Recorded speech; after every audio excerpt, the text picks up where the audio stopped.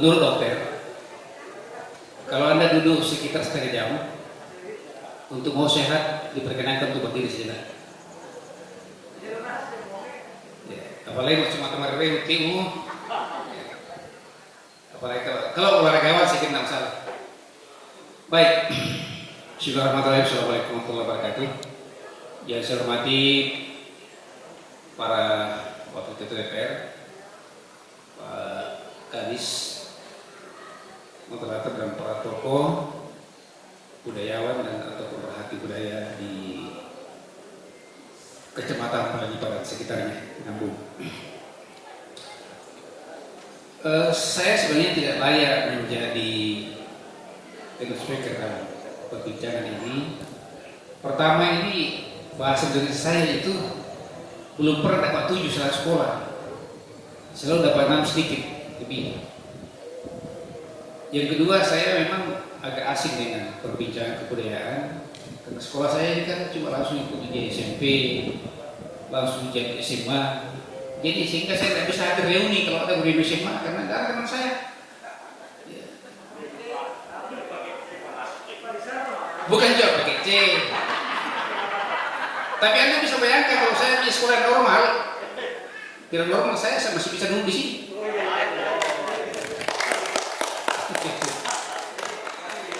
Yang kedua, beruntung saya karena saya membicara terakhir. Tadi kan ini moderator menempatkan cerita ini rapalnya cerita isu melalui masuk dari kanan, masuk dari kiri. Nah sekarang saya mau informasikan pertama adalah bahwa ada 4 alasan kita buat perda. Ini belum disinggung. Ada 4 alasan. Alasan pertama karena merupakan perintah regulasi di atasnya. Ya. Itu biasa. Seperti misalnya kalau ada undang-undang tentang bicara tentang kelautan, nah untuk bisa mendapatkan akses masuk di departemen yang sama, maka harus buat perda. Untuk bisa mendapatkan bantuan, harus ada perda dibuat untuk itu. Misalnya perda tentang pengelolaan pesisir pantai. Tidak bisa kita dapatkan perda. Tetapi dengan catatan memang ada potensi yang dilakukan dikelola oleh masyarakat sehingga merasa penting untuk dipungut kontribusinya. Misalnya soal perkebunan kelapa sawit yang sampai hari ini tidak bisa tuntas karena rumit, karena biar pemerintah daerah kalau pihak yang mengelola CSR ya tidak mau ya susah juga. Dan yang terakhir alasan keempat adalah bahwa perda itu perlu dibuat karena diusulkan oleh sekelompok masyarakat. Saya kira kita duduk hari ini di sini, ini konteksnya itu. Kita duduk diundang oleh Pak Watip untuk hadir di sini duduk bersama karena berharap ada sebuah perda diusulkan oleh masyarakat. Pertanyaannya pertama adalah masyarakat yang mana ini? Tentu masyarakat yang dimaksud adalah yang bisa merepresentasi dari sebuah konteks pembicaraan. Kalau kita bicara tentang kebudayaan, maka yang harus hadir membicarakan itu adalah para budayawan. Jangan undang politisi. Karena itu kami saya kira hadir di sini sadar betul ini bahwa kami sesungguhnya bukan narasumber. Politik itu sebenarnya siap kita menjadi dapur, menjadi walang, menjadi keranjang kalau tempat penampungan semua gagasan, pikiran. Yang kedua, alasannya bahwa perda itu dibikin karena ada sesuatu yang semerawut perlu diatur. Kenapa perlu diatur? Karena mengganggu ketertiban dan kenyamanan. Apa itu? Misalnya banyak ternak yang berkeliaran, ya, itu perlu dibuatkan perda. Itu sebuah potensi untuk meningkatkan PAD, maka perlu buat aturan, perlu ada perda.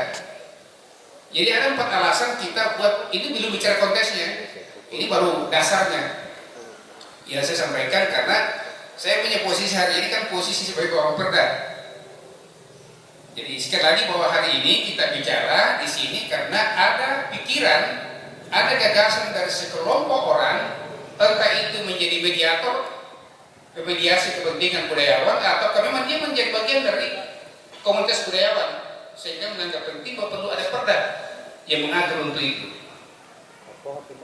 Lebih lanjut dari situ, saya dari awal sampaikan, ini bukan meragukan, tetapi kalau bicara tentang perda kebudayaan, biasanya itu kita akan mengalami kerumitan kalau itu berasal dari masyarakat yang sifatnya heterogen. Anda bisa bayangkan kalau ini perda mau diatur di level provinsi, maka tentu kita tidak hanya bicara tentang Mandar, karena banyak dari Sulawesi Barat ini tidak menghabisi orang Mandar. Bagaimana itu mengaturnya itu? Saya teringat kemarin saya sampaikan oleh Pak Adinda Usri, sampai hari ini tidak bisa tuntas tentang perda bahasa daerah, karena banyak ada pihak yang menolak. Di satu sisi itu merupakan kebutuhan kita dalam rangka pelestarian, karena ini kan ada pernah dibuat dalam rangka melindungi dan melestarikan. Contoh bahasa itu dalam rangka melindungi dan melestarikan. Itu bahasa Mandar. Tapi kan yang merasa tidak Mandar kan, apa yang diurus itu provinsi, kami juga ini butuh. Maka dia mulai mereka kemarin di Dikbud. Itu masalah. Beda kalau kita bicara tentang perda kebudayaan dalam sebuah masyarakat yang sifatnya homogen. Itu tidak akan mengalami banyak kesulitan bergelut di bidang kebudayaan. Ya. Makanya tadi saya pikir apa yang sebagian Pak Prof itu agak gersang ini kalau kita hanya bicara tentang perda non-pemda. Kenapa tidak sekalian saja nanti pengaturannya itu diatur bahwa ini non-perda, ini material, ini non. Itu satu. Yang kedua, kemudian ruang lingkup objek yang mau dibicarakan harus ada pembatasan. Ruang lingkupnya di mana supaya kita tidak ngawur. Nah, saya bawa pasar Mandar, lama teman masih siap kalau Natal. Kebudayaan yang kita klaim sebagai milik kita orang Mandar ini, yang mana itu?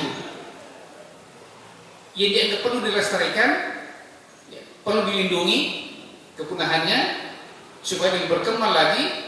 Yang mana itu harus ada jelas ruang lingkupnya. Ini saya coba tawarkan kepada kita semua, meskipun sebenarnya kan sesuatu tidak lazim di DPR, karena yang lazimnya itu ada sekelompok orang yang merepresentasi masyarakat yang paham tentang objek yang mau dibicarakan, itu pokok pikiran dibawa ke DPR. DPR kemudian membicarakan, entah dimulai dengan FGD atau disahkan dulu menjadi hak inisiatif DPR, lalu kita turun untuk FGD-kan. Kenapa perlu di FGD-kan? Karena menjadi tuntutan bahwa semua kebijakan yang dikeluarkan oleh pemerintah daerah sedari awal harus melibatkan masyarakat untuk ikut bicara. Kenapa?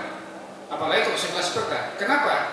Karena yang akan terikat di perda itu bukan hanya pemerintah daerah, tapi juga masyarakat. Jadi kalau dari awal tidak diajak bicara, nanti dia bisa menolak.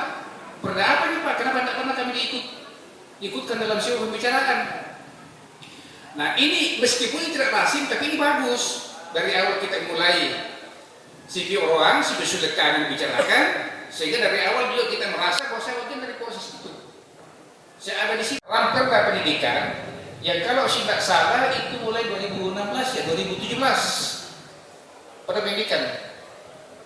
Saya lupa judulnya, tapi itu sudah dibuatkan pansus, buatkan FGD, dan Pak Prof saya dikasih 27 profesor di IKIP waktu itu ya, dia di UNED, ada Pak Wakil yang memberikan sambutan dan sangat memalukan waktu itu kalau ternyata naskah akademik itu duplikasi.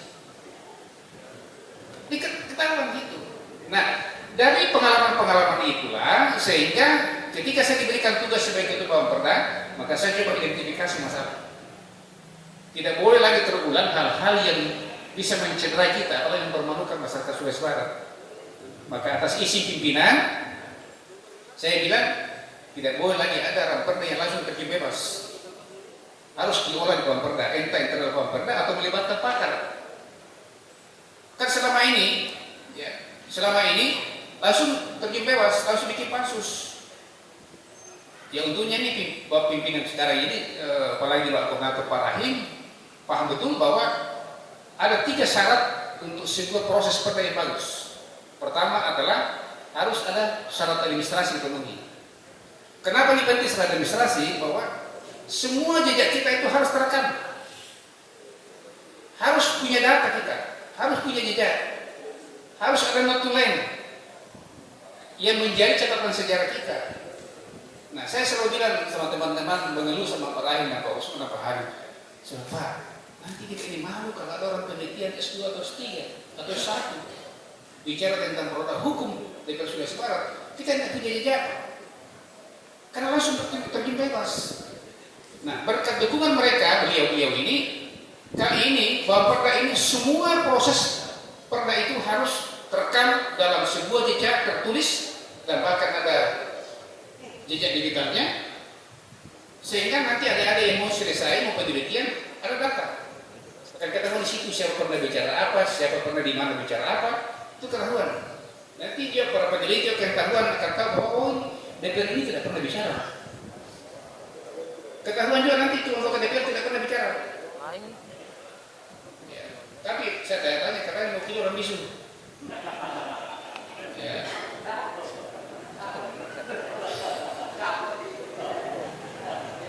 Kalau saya carikan jago-jago yang semua ini, saya khawatir dia nak tulung-tulungnya rana saya jual saya. Ya. Serius ya? Jadi harus jelas apa yang mau diatur. Ya, harus jelas. Ya Pak Prof ya, mesti jelas yang mau diatur. Sekali lagi saya tidak bukan menakut-nakuti, bukan memberikan sebuah pemikiran atau sikap yang pesimis, tapi menurut pandangan saya ini akan mengalami kita kerumitan karena kita ini masyarakat heterogen. Heterogen ya tentu kebedakan kalau masyarakat Jawa. Ini kan ini Indonesia ini kita ini. Kemudian yang jangkauan dan arah pengaturan. Apakah ini perda akan mengatur sampai ke bawah atau sebatas di provinsi atau nanti ada turunannya di kabupaten? Kalau turunannya di kabupaten gampang.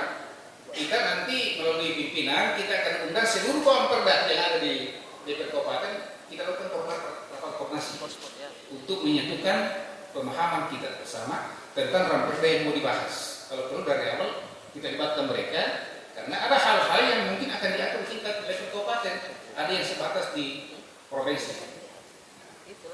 Syarat kedua tadi bahwa ada administrasi, kita ikut PPD cuma 1-2 kali.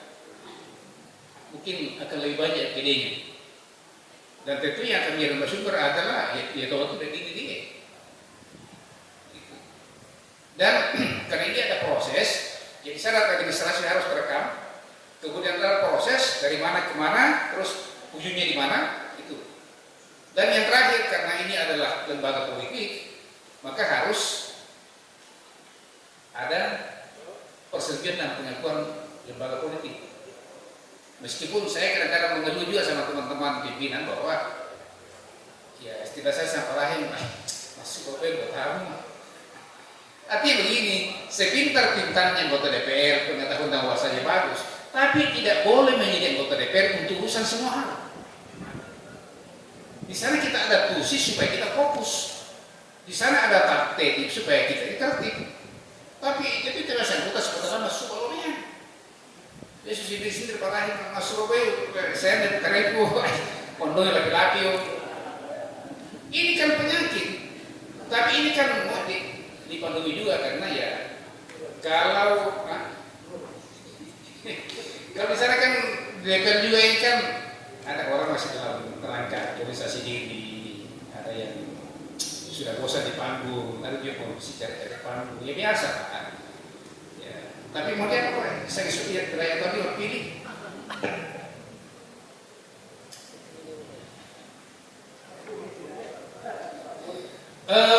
Saya di satu sisi optimis bahwa PJ Gubernur ini adalah jabatan terakhir dia otonomi daerah.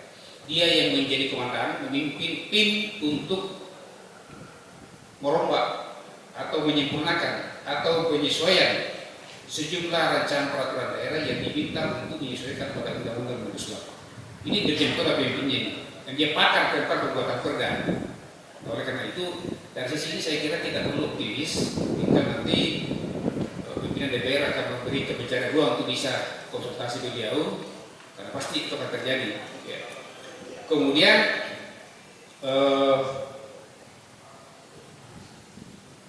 dia ini kan orang Padang. Saya sudah tulis di WA bahwa dia ini orang Padang. Jadi namanya Akmal Malik, sebuah nama yang saya kira Ustaz Muhammad lebih paham ini maknanya ini Akmal Malik. Ya. Saya bilang ya, itu mudah-mudahan ini adalah rangka melanjutkan dan menyempurnakan pengertian orang Padang yang pernah menjadi salah satu juru kunci toko kunci Perjuangan Sulawesi Barat. Saya jadi hadir di sini dan saya bilang bahwa Pak Akmal ini kan sisi umur dia kelahiran 70, seumuran dengan Pak Sekwan.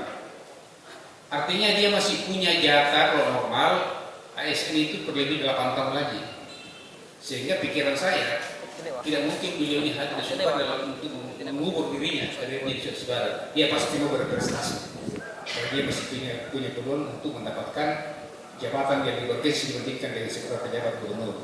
Oleh karena itu saya yakin bahwa tempat mengadu kita untuk membuat peraturan daerah di level provinsi, saya kira sudah kita kedatangan seorang besar yang namanya Akmal Malik yang menjabat sebagai Gubernur Sulawesi Barat. Itu pintu itu saya kira wajar kita untuk menjadi optimis. Jadi sekali lagi Bapak Ibu sekalian, saya hari ini posisi UDE menjadi kerancingan. Saya belum masuk bicara konten yang akan dipertahankan, tapi saya lebih menawarkan memberi informasi tentang prosesnya seperti ini.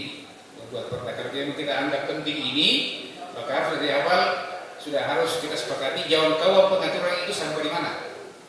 Karena perda ini sekali lagi mengikat kita semua, jadi pemerintah daerah tidak memberikan panduan untuk ibarat kita memperlayar ini, ya ada kompasnya bahwa harus ke sini. Ya. Optimis juga karena kalau kita bicara pendekatan suku kan suku kita paling mayoritas, tapi ada saja yang ya, kayak kemarin lainnya Pak Mahfud mendekati tahun politik, boleh jadi ini politisi itu Pak, ini Pak boleh mamai ya, ini politisi itu di mate malah keboi balik sebagai pemilu mau tuh adu baru malah itu menjadi salah, menguntungkan bagi dia. Sama dengan apa sampaikan tadi Pak Lahir soal bandara. Saya kira kadang-kadang ini kita dari sudut pandang nurani ini tidak begitu, tapi demi kepentingan politik. Tapi ya itulah politisi. Saya sudah bilang begini, perbedaan politisi dan negarawan itu gampang sana ini. Negarawan itu lebih baik kehilangan posisi daripada kehilangan gagasan besar. Tapi kalau politisi lebih baik kehilangan gagasan besar daripada kehilangan posisi. Jadi momentum apa saja kalau naluri politisi muncul, malah itu anu perlu menjadi salah. Gitu kan? Jadi sekali lagi saya kira saya bukan speaker karena saya tidak ahli di bidang ini. Saya betul tahu ini Pak Watik sengaja menempatkan terakhir ini karena itu tadi saya ini ibarat keranjang ini ya biar masuk semua sini. Jadi saya kaya hari ini, orang kaya paling kurang hari ini adalah kaya saya. Orang paling kaya informasi dan sekarang adalah saya karena punya saya sebagai ketua perda. Tapi anda tahu nggak ketua itu ya anda harus tui. Dia ini mau tuh mati bola, dia itu mati ini lagi. Terima kasih. Assalamualaikum warahmatullahi wabarakatuh. Siapa umpam ya?